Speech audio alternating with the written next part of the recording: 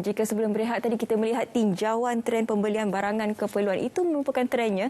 Dan sekarang ini sebab kita tahu kita ramai yang duduk di rumah kerana ada yang bekerja daripada rumah, ada yang belajar daripada rumah. Jadi tren pembelian juga berubah. Ramai yang membeli makanan melalui pesanan sahaja dan ada juga yang menggunakan plastik yang berlebihan. Jadi hari ini kita nak bercerita mengenai kesan daripada sisi yang berbeza mengenai COVID-19 ini. Kita nak bercerita mengenai pandangan sisi impak pandemik terhadap alam sekitar, khususnya daripada penggunaan plastik. Jadi di talian kita bersama Dr. Zul Ilham Zulkifli, pensyarah kanan program Sains Pengurusan Alam Sekitar, Institut Sains Biologi, Fakulti Sains Universiti Malaya. Assalamualaikum. Waalaikumsalam warahmatullahi taala wabarakatuh. Syafiqah. Sihat, Doktor? Assalamualaikum. Waalaikumsalam warahmatullahi wabarakatuh.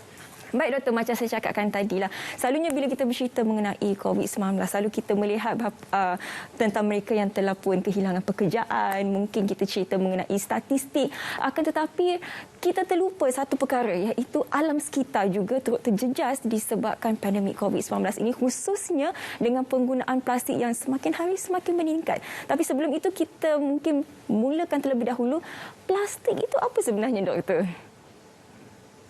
Okey, Assalamualaikum, selamat pagi, salam Syawal. Terima kasih Syafiqah dan juga RTM1 atas jemputan ke rancangan Selamat Pagi Malaysia ni. Sebelum saya jawab soalan Syafiqah tu, saya ingin mengucapkan kepada para penonton dan juga frontliners supaya tabahlah dalam harungi cabaran pandemik COVID-19 ni. Sama-sama kita berusaha dan berdoa agar keadaan bertambah baik dalam masa terdekat lah. Jadi, saya juga ingin ambil peluang untuk mengucapkan selamat Hari Biodiversiti Antarabangsa yang disambut setiap 22 Mei kepada semua.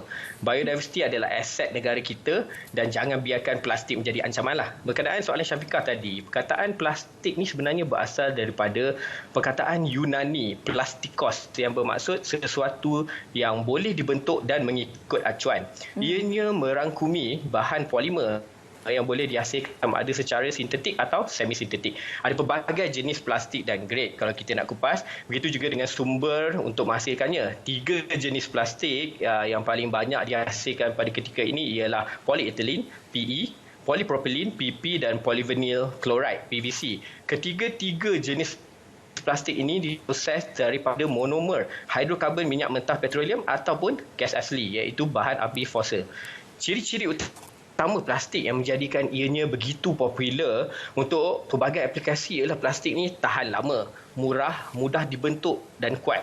Oleh kerana ciri-ciri inilah tidak dinafikan bahawa plastik banyak manfaatnya meliputi pelbagai sektor, termasuk pembungkusan yang tadi Syafiqah kata, bungkusan makanan, elektronik, pembinaan pertanian dan juga tenaga. Apa yang menarik Syafiqah, ciri-ciri tahan lama atau tidak mudah terurai inilah juga yang menjadi cabaran kepada kita untuk menguruskannya, terutamanya apabila bahan plastik ini sudah tidak digunakan lagi. Selain daripada itu, kita juga ada jenis bio-based plastik, iaitu plastik berasaskan bahan bio dihasilkan daripada sumber boleh baharu biologi, dan biodegradable plastik, iaitu plastik yang boleh terurai oleh mikroorganisma. Untuk makluman semua, hingga ke hari ini lebih kurang 300 juta tan plastik dihasilkan di seluruh dunia setiap tahun untuk pelbagai kegunaan.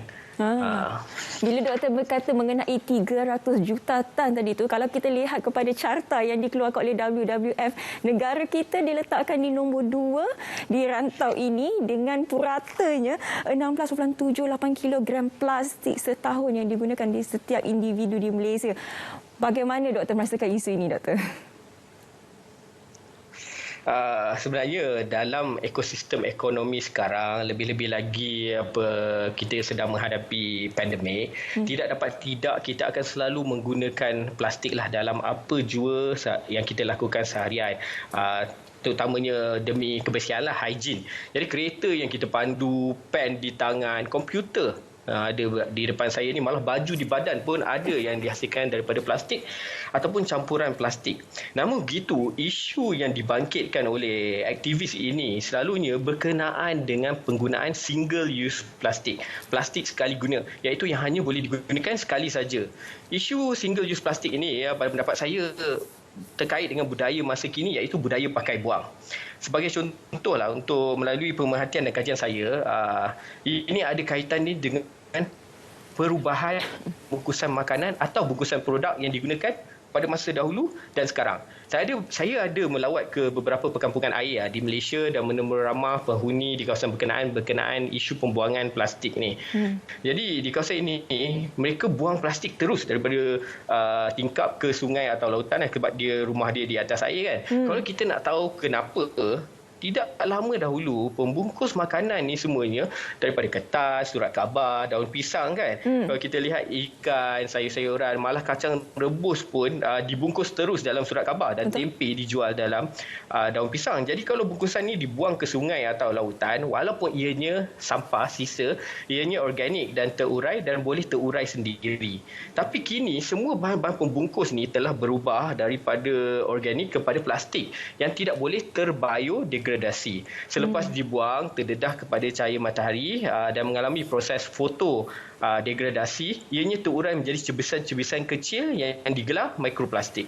Inilah yang jadi pencemar alam sekitar. Aktivis kata ancam hidupan marin dan juga boleh mengancam kesihatan manusia apabila ia termasuk ke dalam kitab makanan. Oleh itu, pengusaha dan kita sebagai pengguna haruslah peka untuk mengurangkan atau berhenti menggunakan lagi plastik sekali guna ini. Single use plastik. Itulah dia pendapat saya, Syafiqah. Baik. Jadi bila kita bercakap mengenai plastik ini, pastinya ada pelbagai kajian yang telah pun dilakukan dan mungkin akan dijalankan. Kita nak tahu juga apa antara kajian-kajian yang telah pun dijalankan oleh pihak UM sendiri.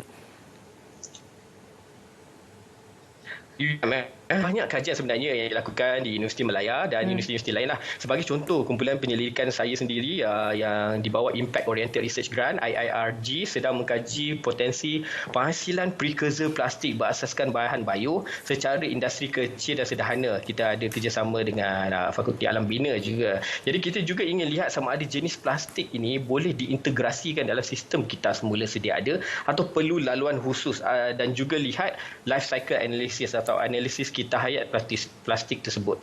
Berkenaan plastik sekali guna ini juga kita ada kerjasama pendidikan dengan universiti di Jepun dan Taiwan untuk lihat potensi ia boleh diubah menjadi bahan api hidrokarbon.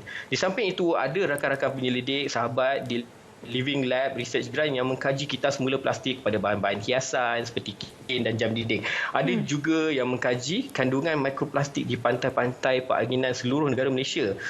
Untuk maklumat yang terperinci mungkin nanti Selamat Pagi Malaysia boleh jemput mereka lah untuk kongsikan dapatan-dapatan mereka.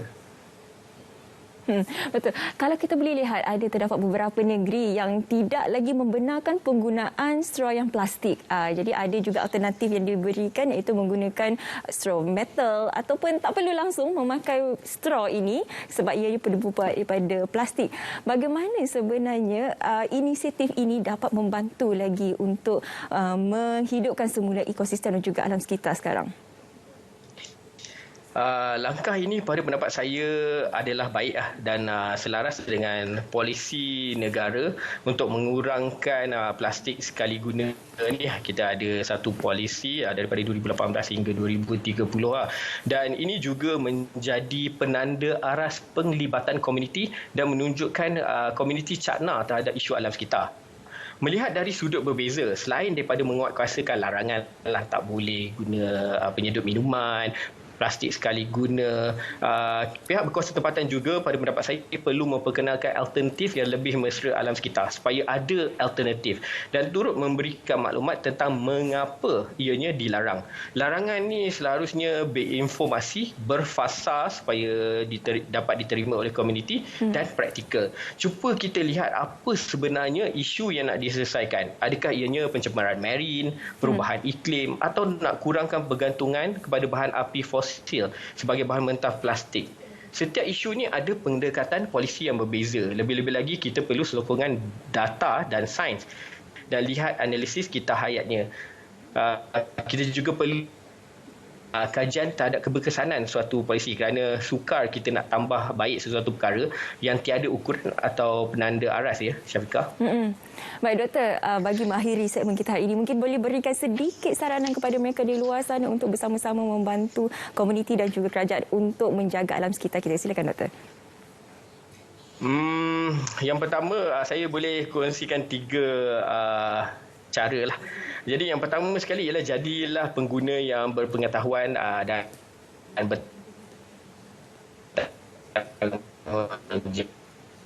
jawab dan dengan kita dapat bijak memilih untuk mengurangkan atau tidak menggunakan langsung plastik sekali guna ini. Kita mesti sedarlah dan sambut baik serta sokong pelan hala tuju Malaysia ke arah sifar penggunaan plastik sekali guna yang kita semua patut jayakan.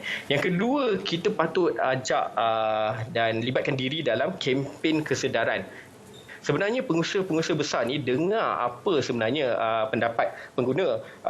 Kita lihat ada syarikat makanan segera yang terus beralih kepada penyedut minuman kertas, tidak menggunakan lagi polisterin, styrofoam sebagai pembungkus makanan setelah menerima aduan dan petisyen daripada pengguna.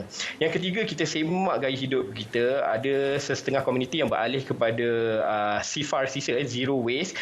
Ini adalah sesuatu yang baik dan memberikan inspirasi, tapi mungkin sedikit drastik lah dan sukar dilakukan untuk kita yang baru bermula. Jadi alternatif pada ini ialah circular economy, iaitu ekonomi kitaran, di mana sebelum kita nak guna bahan tu kita dah fikir dah ada macam mana kita nak guna semula dia, kita rancang dan bagaimana nak kitar semula di akhir hayat penggunaan produk tersebut. Sebenarnya Syafiqah, saya pun masih belajar dan akan menghadiri bengkel Trash to Treasure secara dalam talian dengan sebuah NGO minggu hadapan. Jadi kita sama-sama belajarlah untuk tambah baik, ubah gaya hidup kita untuk mengurangkan plastik sekali guna, single use plastik ini. Baik, jadi apa yang paling penting adalah sebenarnya kesedaran orang ramai di luar sana tentang penjagaan alam sekitar dan kurang-kurangkanlah menggunakan plastik. Kalau boleh langsung tak guna. Apa pun, terima kasih kita nak ucapkan kepada Dr. Zul Ilham Zulkifli, pensyarah kanan Program Sains Pengurusan Alam Sekitar, Institut Sains Biologi, Fakulti Sains Universiti Melayu kerana sudi bersama dengan kita hari ini. Terima kasih, Doktor.